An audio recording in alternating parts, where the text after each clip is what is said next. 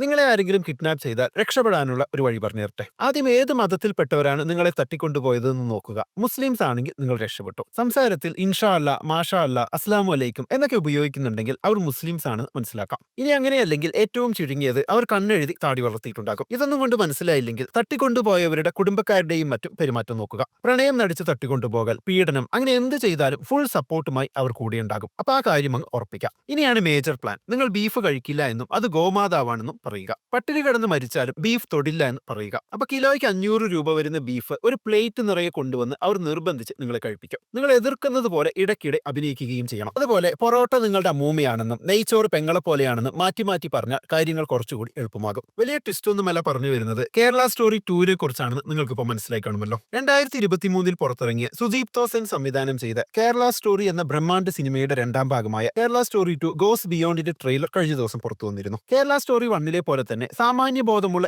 ഏതൊരു മനുഷ്യനും ചിരിച്ചു തള്ളാനുള്ളത്ര കോമഡി രണ്ടാം ഭാഗത്തിലും പ്രതീക്ഷിക്കാം എന്ന സൂചന തന്നെയാണ് ട്രെയിലർ നൽകുന്നത്. ഒന്നാം ഭാഗം പുറത്തിറങ്ങിയപ്പോൾ 32,000 മലയാളികൾ ഐസിസിൽ ചേർന്നു എന്ന വായുവിൽ എഴുതിയ കണക്കും അതിനൊപ്പം ശാലിനി ഉണ്ണികൃഷ്ണൻ എന്ന എപ്പോഴും തലയിൽ മുല്ലപ്പൂ ചൂടി വീട്ടിൽ ഹിന്ദിയിൽ സംസാരിച്ച് പറ്റുമെങ്കിൽ ചായ വരെ വാഴയിലയിൽ കുടിക്കുന്ന മണ്ടിപ്പെണ്ണും മലയാളികൾക്ക് എന്നത് പോട്ടെ ഒരിക്കലെങ്കിലും കേരളത്തിൽ വന്നവർക്ക് പോലും സഹിക്കാത്ത സംഗതികളായിരുന്നിട്ടും 300 കോടി എന്ന വലിയ കളക്ഷനും 2 ദേശീയ പുരസ്കാരവും നേടിയാണ് കളം വിട്ടത്. ഒട്ടും രാഷ്ട്രീയ പ്രേരിതമല്ലാതെ അവാർഡുകൾ വാങ്ങിക്കൂട്ടിയ കേരള സ്റ്റോറിയുടെ രണ്ടാം ഭാഗം വരുമ്പോൾ മിനിമം 1-2 ഓസ്കാറെങ്കിലും ഇങ്ങോട്ട് പോരുമെന്ന് പ്രതീക്ഷിക്കാം. ഇനി ട്രെയിലറിലേക്ക് വന്നാൽ ഇത്തവണ സംഭവം പാൻ ഇന്ത്യൻ ആണെന്ന് കാണാം. ആദ്യ ഭാഗം കേരളത്തിലെ ഹിന്ദു പെണ്ണുങ്ങൾ മുസ്ലിംസിൽ നിന്നും ചതിക്കപ്പെടുന്ന കഥയായിരുന്നെങ്കിൽ ഇത്തവണ രാജസ്ഥാനിലും മധ്യപ്രദേശിലും കൂടി നടക്കുന്ന ലവ് ജിഹാദ് സിനിമയുടെ ഭാഗമാണ്. എന്നാൽ പിന്നെ കേരള സ്റ്റോറി എന്നത് മാറ്റി സിനിമയുടെ പേര് വല്ല ഇന്ത്യ സ്റ്റോറി എന്നോ മിനിമം ലവ് ജിഹാദ് ചുരുക്കി ലവ് സ്റ്റോറി എന്നോ മറ്റോ ഇട്ടുകൂടായിരുന്നു എന്നൊന്നും ചോദിക്കരുത്, രാജ്യദ്രോഹിയാകും. കേരള സ്റ്റോറിയുടെ കൂടുതൽ വിശേഷങ്ങളിലേക്ക് പോകുന്നതിന് മുമ്പ് നിങ്ങൾക്ക് യൂസ്ഫുൾ ആയിട്ടുള്ള ഒരു കാര്യം പറയാനുണ്ട്. കേരളം പല കാര്യങ്ങളിലും മുമ്പിലാണെങ്കിലും നമ്മൾ നേരിടുന്ന ഏറ്റവും വലിയ പ്രശ്നം പണപ്പെരുപ്പമാണ്, പ്രത്യേകിച്ച് മെഡിക്കൽ രംഗത്തെ പണപ്പെരുപ്പം. ഇപ്പൊ വിദേശ കമ്പനികളെല്ലാം കേരളത്തിലെ ഹോസ്പിറ്റൽസിനെ ടാർഗറ്റ് ചെയ്യുന്നതും കൂടുതലായിട്ട് ഇൻവെസ്റ്റ്മെന്റ് നടത്തുന്നതും ഭാവിയിൽ നമുക്ക് വലിയൊരു പ്രശ്നമാകാൻ സാധ്യതയുണ്ട്. അതുകൊണ്ട് മലയാളികൾ എല്ലാവരും മനസ്സിലാക്കേണ്ട ഒരു കാര്യമാണ്, ഒരു നല്ല കമ്പനിയുടെ ഹെൽത്ത് ഇൻഷുറൻസ് എടുത്തു വെച്ചാൽ മാത്രമേ നല്ല ചികിത്സ ലഭ്യമാവുകയുള്ളൂ എന്ന്. ഇപ്പൊ നമുക്ക് ഇന്ത്യയിലെ ടോപ്പ് കമ്പനികളെ കമ്പയർ ചെയ്ത് ഇഷ്ടമുള്ള ഹെൽത്ത് പോളിസീസ് എടുക്കാൻ പറ്റും. അതിനുവേണ്ട ലിങ്കും കാര്യങ്ങളും ഞാൻ ഈ വീഡിയോയുടെ ഡിസ്ക്രിപ്ഷനിലും കമന്റ് ബോക്സിലും കൊടുത്തിട്ടുണ്ട്. അവിടെ മാസം 400 to 500 രൂപ മുതൽക്ക് പ്ലാനുകൾ സ്റ്റാർട്ട് ആകുന്നുണ്ട്. 1 കോടി വരെ കവറേജ് ഉള്ള പ്ലാനുകൾ എടുക്കാം. നിങ്ങളുടെ കുടുംബത്തിൽ ആർക്കെങ്കിലും BP,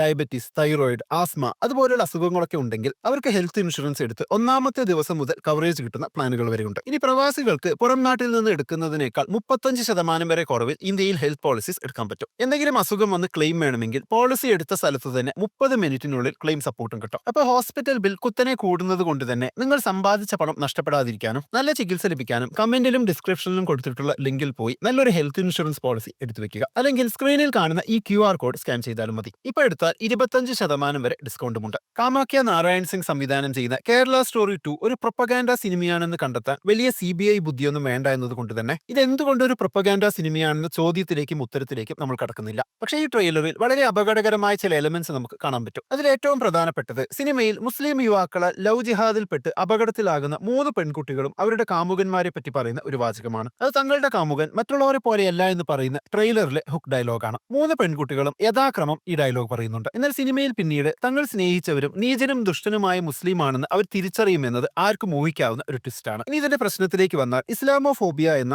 ആഗോള രാഷ്ട്രീയ പ്രതിഭാസത്തിന്റെ അപകടകരമായ പരിണാമമാണ്. മെഹ്മൂദ് മംദാനി തന്റെ ഗുഡ് മുസ്ലിം ബാഡ് മുസ്ലിം എന്ന പുസ്തകത്തിൽ എങ്ങനെയാണ് സെപ്റ്റംബർ 11 ആക്രമണത്തിന് ശേഷം ഇസ്ലാമോഫോബിയ വ്യാപിച്ചത് എന്ന് പറയുന്നുണ്ട്. മുസ്ലിംസിൽ അല്പവിശ്വാസമുള്ളവരെയും അമേരിക്കൻ നയങ്ങളോട് യോജിക്കുന്നവരെയും നല്ല മുസ്ലിംസ് എന്നും അമേരിക്കൻ നയങ്ങളെ എതിർക്കുന്നവരെയും ഭക്തിയുള്ളവരെയും ചീത്ത മുസ്ലിംസായി പരിഗണിക്കാൻ തുടങ്ങിയത് മുതലാണ് ഇസ്ലാമോഫോബിയ അതിന്റെ ആദ്യ വേരോട്ടം തുടങ്ങിയത്. ഇന്ത്യയിലാണെങ്കിൽ 2014 ശേഷം BJPയെ പിന്തുണയ്ക്കുന്ന മുസ്ലിംസ് ദേശീയ മുസ്ലിം ആവുകയും എതിർക്കുന്നവർ ജിഹാദികളാകുകയും ചെയ്യുന്നത് ഇതേ പരിപാടിയാണ്. ഇവിടെയാണ് ഗുഡ് മുസ്ലിം ബാഡ് മുസ്ലിം വേണ്ടെന്നും എല്ലാവരും ബാഡ് മുസ്ലിംസ് ആണെന്നും കേരള സ്റ്റോറി 2 പറഞ്ഞു വെക്കാൻ ശ്രമിക്കുന്നത്. ഹിറ്റ്ലറിന്റെ കീഴിൽ ജർമ്മനിയിൽ എങ്ങനെയാണോ ജൂതന്മാർ ഡീഹ്യൂമനൈസ് ചെയ്യപ്പെട്ടത് അത് തന്നെ മുസ്ലിംസ് നേരിടുന്നു. ഒരു മുസ്ലിമിനെയും വിശ്വസിക്കരുത്, എല്ലാവരും പ്രശ്നക്കാരാണ് എന്നൊരു നെറേറ്റീവാണ് കേരള സ്റ്റോറി 2 ട്രെയിലർ നൽകുന്നത്. ഇനിയാണ് ഇതിനെയൊക്കെ കവച്ചു വെക്കുന്ന റിയൽ ട്വിസ്റ്റ്. കേരള സ്റ്റോറി 1ാം ഭാഗവും ഇനി ഇറങ്ങാൻ പോകുന്ന 2ാം ഭാഗവും ആത്യന്തികമായി ഹിന്ദു വിരുദ്ധ സിനിമകളാണെന്നതാണ് ആ ട്വിസ്റ്റ്. 2ാം ഭാഗത്തിന്റെ ട്രെയിലറിന്റെ അവസാനം ക്രൂരനായ ഒരു മുസ്ലിം കഥാപാത്രം തന്റെ അമ്മയോട് സംസാരിക്കുന്ന ഒരു സീനുണ്ട്. അയാൾ പറയുന്നത് ഇനി സവർണ ഹിന്ദുക്കളെ ലവ് ജിഹാദിൽ വീഴ്ത്തണമെന്നാണ്. ബ്രാഹ്മൺ പെൺകുട്ടികളെ പ്രണയിച്ച് വഞ്ചിച്ച് മുസ്ലിമാക്കിയാൽ 12 ലക്ഷം രൂപ കിട്ടുമെന്ന്. ഒന്ന് ആലോചിച്ച് നോക്കിക്കേ, പൈസയ്ക്ക് വേണ്ടി ഏതെങ്കിലും പുരുഷന്മാർ പ്രേമം അഭിനയിക്കുമ്പോഴേക്കും പ്രണയപരവശരായി മതം മാറാനും ചതിക്കപ്പെടാനും നിന്നു കൊടുക്കുന്ന അത്ര ബുദ്ധിയില്ലാത്തവരാണോ എല്ലാ ഹിന്ദു പെൺകുട്ടികളും? ഈ സിനിമയിലൊക്കെ ഹിന്ദു പെൺകുട്ടികൾ പെൺകുട്ടികൾക്ക് ബുദ്ധിയില്ല എന്ന് പറയുന്നത് കണ്ട് അസൂയമൂത്ത് ഞങ്ങളുടെ പെൺകുട്ടികൾക്കും ബുദ്ധിയില്ല എന്ന് വിളിച്ചു പറഞ്ഞ കേരളത്തിലെ ബിഷപ്പുമാർക്ക് സ്പെഷ്യൽ മെൻഷൻ. അങ്ങനെ നുണകൾ കൊണ്ട് മുസ്ലിം വിരുദ്ധത പറയാൻ വേണ്ടി ഹിന്ദു വിരുദ്ധത കൂടി പറയുന്ന ഈ സിനിമയെ പിന്തുണയ്ക്കാൻ കേരളത്തിൽ നിന്ന് പോലും ഒരു ന്യൂനപക്ഷം തയ്യാറാകുന്നുണ്ട് എന്ന വസ്തുത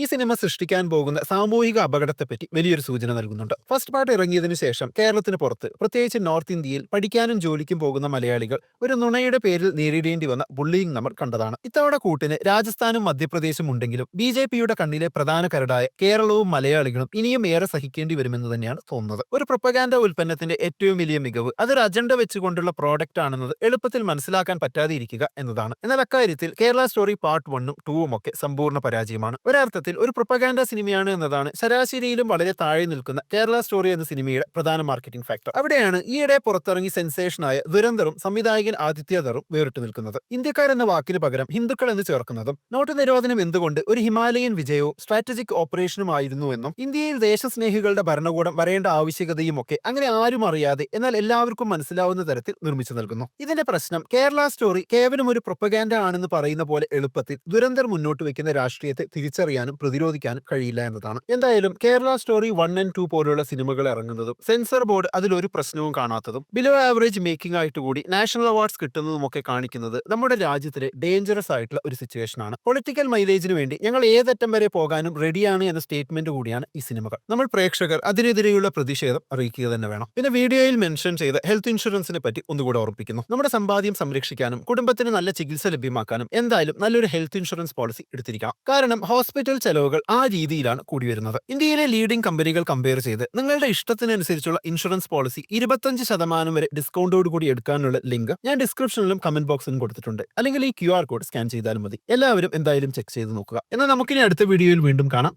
ബൈ.